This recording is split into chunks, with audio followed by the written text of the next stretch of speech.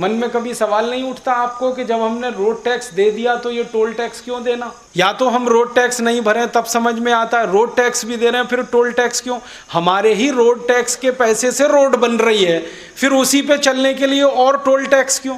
और हर 20, 25, 50 किलोमीटर पर क्यों? एक दिन मैंने हिसाब निकाला था, दिल्ली से कलकत्ता अगर गाड़ी से आप चले जाएं तो डीजल के खर्चे से ज्यादा टोल टैक्स का खर्चा है दिल्ली से कलकत्ता, सड़क रास्ते से आप चले जाएं। तो हम हिंदुस्तान की सरकार को इनकम टैक्स के रूप में, कॉर्पोरेट टैक्स के रूप में, एक्साइज ड्यूटी के रूप में, वैल्यू एडेड टैक्स के रूप में, सेल्स टैक्स के रूप में, सेंट्रल सेल्स टैक्स के रूप में, रोड टैक्स के रूप में, टोल टैक्स के रूप में, प्रॉपर्टी टैक्स के रूप में, हाउस टैक्स के रूप में, 64 तरह के टैक्स के रूप में हर साल हम 20 लाख करोड़ दे देते हैं। फिर हमारी गरीबी, भुखमरी, बेकारी क्यों होनी? 20 लाख करोड़ पता है कितना धन होता है?